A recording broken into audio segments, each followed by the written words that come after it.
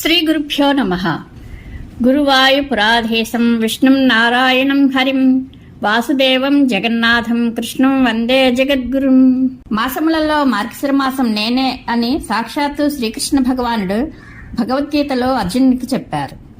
మార్గశిర మాసం సందర్భంగా ఆరోగ్యాన్ని ప్రసాదించే శ్రీమన్నారాయణీయము పారాయణం చేద్దాం. శ్రీమన్నారాయణీయము శ్రీకృష్ణ భగవానుని దివ్యగాథామృతం. శ్రీ వ్యాస మహర్షి విరచిత కృష్ణ భాగవతమునకు సంగ్రహ రూపం. భక్తిభావములకు ఆలవాలము. భగవంతుని ఎదుట ఒక మహాభక్తుడు ప్రకటించుకొనిన మనోవేదనకు ఇది ప్రతిరూపము. సరస సాహితీ రీతులకు అక్షయ నిధానము. భక్తాగ్రేసురుడైన భట్టతిరి ముఖము నుండి సంస్కృతమున జాలువారిన మధుర రచన ఇది.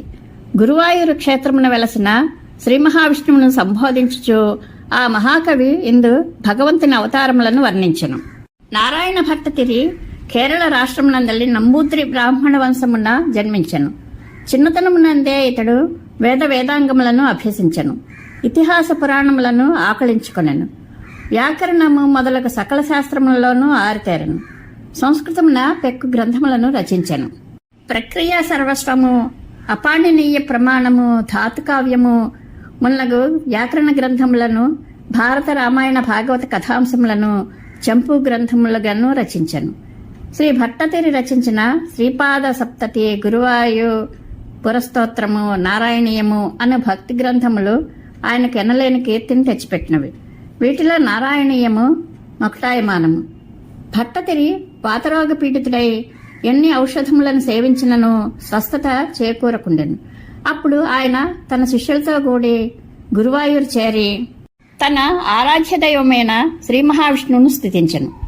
ఆ స్వామి సమక్షమున ఈ మహాకవి యొక్క ముఖతః వెలువడిన స్థుతి పరంపరయే ఈ నారాయణీయము.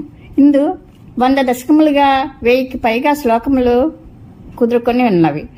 భక్తి, జ్ఞాన, వైరాగ్యములు పెనవేసుకుని సాగిన అద్భుత రచన ఇది. ఇందులో ప్రతి శ్లోకము ఒక ఆణిముత్యమే. ఈ స్థుతులకు ప్రసన్నుడైన శ్రీ మహావిష్ణువు యొక్క అనుగ్రహంతో ఈ మహాకవికి సంపూర్ణముగా ఆరోగ్యము చేకూరెను. గురువాయూరు మందిరమున ఆరాధింపబడుచున్న అర్చామూర్తి శ్రీ మహావిష్ణువు. ఈ దివ్యమూర్తిని ఆ వైకుంఠనాథుడే స్వయముగా బ్రహ్మదేవునకు ఇచ్చెను. ఆ చతుర్ముఖుడు దానిని సుతపుడు అను మహర్షికి ప్రసాదించెను. ఆ మహాముని దానిని కశ్యప ప్రజాపతికి సమర్పింపగా ఆయన నుండి అది శ్రీకృష్ణుని జనకుడైన వసుదేవునకు చేరెను. శ్రీకృష్ణుడు ఆ మూర్తిని తన రాజధాని అయిన ద్వారకలో ప్రతిష్ఠించి పూజించెను.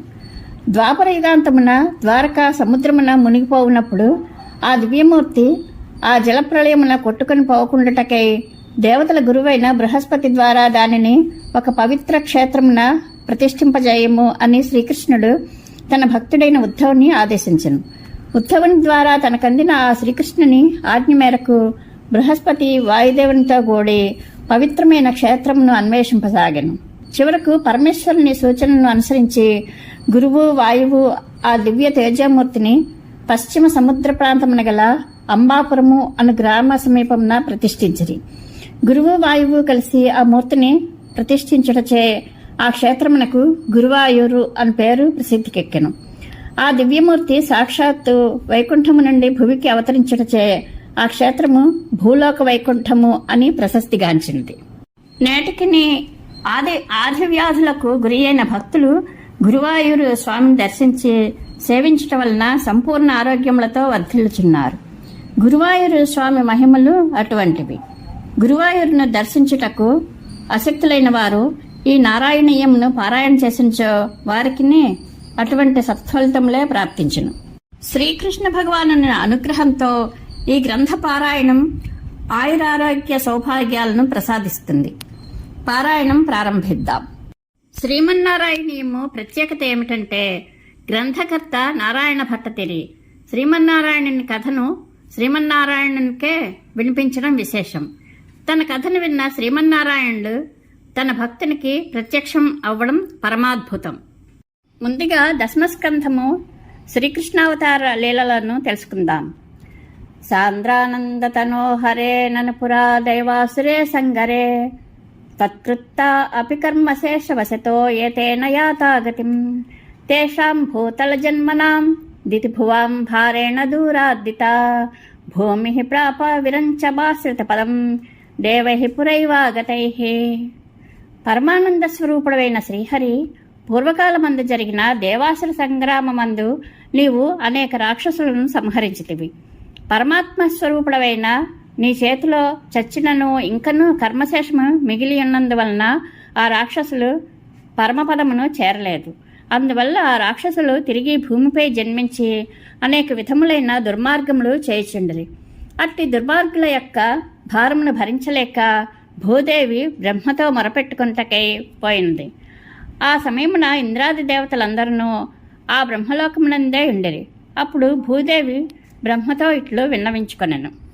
హాహా దుర్జన భూరి భారమధితాం పాథో నిధౌ పాతుకాం ఏతాం పాలయహంత మే వివసతాం సంపృచ్ఛ దేవానిమాన్ ఇత్యాది ప్రచుర ప్రలాప వివసామాలోక్య ధాతా మహిం దేవానాం వదనా నివీక్ష పరితో దధ్యౌ భవంతం హరే. బ్రహ్మదేవ, దుర్జనుల యొక్క భారమును భరింపలేక నేను సముద్రమందు మునిగిపోవచ్చున్నాను. స్వామి, దీనురాలనైన నన్ను రక్షింపము. నా బాధ ఎట్టిదో ఈ దేవతలను కూడా అడిగి తెలుసుకునుము.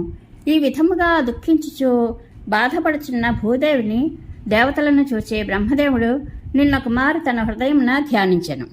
ఊచే చాంబుజ భూరమూనైసురాః సత్యం ధరిత్ర్యా వచః నన్వస్యా భవతాం చ రక్షణ విధౌ దక్షో హి లక్ష్మీపతిః సర్వే సర్వ పురస్సరా వయమితో గత్వా పయోవారిధిం నత్వా తం స్తుమహే జవాదితి యయుః సాకం తవాకేతనం. బ్రహ్మదేవుడు దేవతలతో, ఓ దేవతలారా, భూదేవి మాటలు యథార్థములు. శ్రీమన్నారాయణుడు మాత్రమే మిమ్ము మరియు భూదేవిని రక్షించును. కావున మనమందరము శంకరునితో కలిసి క్షీరసముద్రమునకు పోయి అచటనున్న శ్రీ మహావిష్ణువును నమస్కరించి స్తుతి చేయదము అని అనగా దేవతలందరూ భూదేవితో కలిసి నీ నివాసమైన వైకుంఠమునకు బయలుదేరిరి.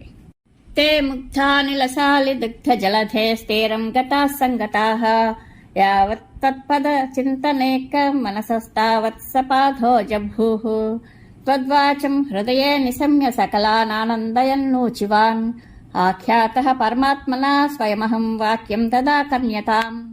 స్వామి, దేవతలందరూ భూదేవితో కలిసి క్షీరసముద్ర తీరమునకు చేరిరి. ఆ క్షీరసముద్రము పైనుండి చల్లని మందమారుతములు వీచుచుండెను. అచ్చట దేవతలందరూ కలిసి నీ యొక్క చరణపద్మములను ధ్యానింపసాగిరి. అప్పుడు బ్రహ్మదేవుని మనస్సులోని మాటలు వినిపించినవి. అందువలన బ్రహ్మదేవుడు పరమాత్మ తనకు స్వయముగా వినిపించిన మాటలను దేవతలకు ఈ విధముగా వినిపింపసాగాడు. జానే దీన దశామహం దివిషదాం భూమేశ్చ భీమే నృపైః తక్షేపాయ భవామి యాదవకులే సోహం సమగ్రాత్మనా దేవా వృష్ణికులే భవంతు కలయా దేవాంగనాశ్చావనౌ మత్సేవార్థమితి త్వదీయ వచనం పాథోజభూరుచివాన్. దేవతలారా, దుష్టులైన రాజులచే భూమి బాధలు పడుచున్న విషయమంతయు నేనెరుగుదును. అట్టి దుష్టరాజులను సంహరించుటకై నేను నా సంపూర్ణమైన అంశతో యాదవ వంశమున జన్మించెదను. కావున దేవతలైన మీరు కూడా మీ అంశలతో యాదవ కులమున జన్మింపవలను. దేవతా స్త్రీలు కూడా తమ తమ అంశలచే నన్ను సేవించుటకై భూమిపై జన్మింపవలను అని నీవన్నట్లు బ్రహ్మదేవుడు దేవతలకు తెలిపెను. శ్రుత్వా కర్ణరసాయనం తవ వచః సర్వేషు నిర్వాసిత స్వాంతేష్వీస గతేషు తావక కృపాపీయూష తృప్తాత్మసు విఖ్యాతే మధురాపురే కిల భవత్సాన్నిధ్య పుణ్యోత్తరే ధన్యాం దేవక నందనాముదవహత్ రాజా ససూరాత్మజః. పరమాత్మ చెవులకు మిక్కిలి ఇంపుగొల్పడి నీ మాటలను విన్న దేవతలు సంతృప్తులైరి. పిమ్మట వారిని యొక్క దయామృతము వలన చాలా సంతోషించి తమ తమ లోకములకు తిరిగిపోయారు. ఆ సమయమున సూరసేనుని పుత్రుడైన వసుదేవుడు ప్రసిద్ధి చెందిన మధురాపట్టణమందు దేవకుని పుత్రిక అయిన దేవకీదేవిని వివాహమాడెను. ఆ పట్టణము రాబో కాలమున నీ సాన్నిధ్యము వలన పరమ పవిత్రమగును. ఉద్వాహా వసితౌ తదీయ సహజః కంసోధ సమ్మానయన్ ఏతౌ సూతతయా గతః పతిరథే వ్యోమోత్థయా త్వద్గిరా అస్యాస్త్వామతి దుష్టమష్టమసుతో హంతేతి హంతేరితః సంత్రాపాత్ పతు సతు హంతుమంతి కగతాం తన్వీం కృపాణి మధాత్. ప్రభు, దేవకీ వసుదేవుల వివాహానంతరము దేవకీదేవి సోదరుడైన కంసుడు ఆ వధూవరులను గౌరవించుచు తానే రథమును నడిపించుచుండెను. అప్పుడు మార్గమధ్యమున ఆకాశవాణి, మిక్కిలి దుర్మార్గుడవైన నిన్ను నీ సోదరి యొక్క అష్టమసుతుడు తప్పక సంహరించును అని హెచ్చరించినది. అందువలన దుష్టుడైన కంసుడు ప్రాణభయం వలన తన సోదరినే చంపుటకు ఖడ్గమెత్తెను. గృహ్ణానశ్చుక్రేషు తాం ఖలమతిః సౌరేశ్చిరం సాంత్వనైః నో ముంచన్ పునరాత్మజార్పణగిరా ప్రీతోధయాతో గృహాన్ ఆద్యం తత్సహజం తథార్పితమపి స్నేహేన నాహన్నసౌ దుష్టానామపి దేవ పుష్టకరుణా దుష్టా హి ధీరే కదా. పరమాత్మ మహాదుర్మార్గుడైన కంసుడు తన సోదరి యొక్క జుట్టు పట్టి చంపబోచుండగా వసుదేవుడు అతనిని చాలా అనునయించెను. అయినను అతడు సోదరి జుట్టును విడవలేదు. అప్పుడు వసుదేవుడు తమకు కలిగిన పుత్రులను అతనికి సమర్పించునని వాగ్దానం చేసినందువలన కంసుడు నిర్విచారముగా తన ఇంటికి పోయెను. తరువాత కొంతకాలమునకు దేవకీదేవికి పుత్రుడు కలిగెను. తమ తొలి సంతానమును వసుదేవుడు కంసుని కర్పింపబోగా అతడు తన సోదరిపై గల ప్రేమతో దయతో ఆ శిశువును చంపక వదిలిపెట్టెను. పరమేశ్వర, దుర్మార్గుల యొక్క దుష్టబుద్ధి కూడా ఒక్కొక్కప్పుడు దయ కలిగి ఉండును కదా. తావత్ తన్మనసైవ నారదముని ప్రోచే సభోజేశ్వరం యోయం నన్వసురాహసురాశ్చ యదవో న జానాసి కిం న ప్రభో మాయావి సహరిర్భవద్వధకృతే భావేశ్వర ప్రార్థనాత్ ఇత్యాకర్ణ్య యదూనదూధు నదసౌ సౌరేశ్చ సూను నహన్. ప్రభు, అప్పుడు నీ సంకల్పము వలన ప్రేరేపింపబడిన నారద మహర్షి కంసుని దగ్గరకు పోయి, కంస, మీ వారందరూ రాక్షసాంశ వలన జన్మించినవారు, యాదవులందరూ దేవతల యొక్క అంశ వలన ఉద్భవించినారు. ఈ విషయంను ఎరుగవా? దేవతల యొక్క ప్రార్థనను అనుసరించి మాయావి అయిన శ్రీహరి నిన్ను చంపుటకై యదువంశమున తప్పక జన్మించును అని అనెను. ఆ మాటలు విన్న కంసుడు కోపంతో యాదవులనందరినీ బెదిరించుచు వసుదేవుని పుత్రులనందరినీ నిర్దాక్షిణ్యముగా చంపివేసెను. ప్రాప్తే సప్తమ గర్భతా మహిపతౌ తత్ప్రేరణాన్మయ మాయయా నీతే మాధవ రోహిణీం త్వమపి భోః సచ్చిత్సుఖైకాత్మకః దేవక్యా జఠరం వివేసిత విభో సంస్తోయమానస్సురైః సత్వం కృష్ణ విధూయ రోగపటలీం భక్తిం పరాం దేహి మే. మాధవ, దేవకీదేవి క్రమముగా శేషాంశములనున్న 7వ గర్భమును ధరించినది. అప్పుడు నీ ప్రేరణ వల్ల ఆ గర్భము రోహిణీదేవికి సంక్రమించినది. పిమ్మట సచ్చిదానంద స్వరూపుడైన నీవును దేవకీదేవి గర్భమున ప్రవేశించితివి. అప్పుడు దేవతలందరూ నిన్ను ప్రస్తుతించిరి. అట్టి కృష్ణ పరమాత్మ నా యొక్క రోగములనన్నిటినీ పోగొట్టి నాకు నీ యందు అనన్య భక్తిని కలుగునట్లు చేయుము. ఇది శ్రీకృష్ణావతార ప్రసంగము. శ్రీకృష్ణానుగ్రహ ప్రాప్తిరస్తు. శుభం భూయాత్.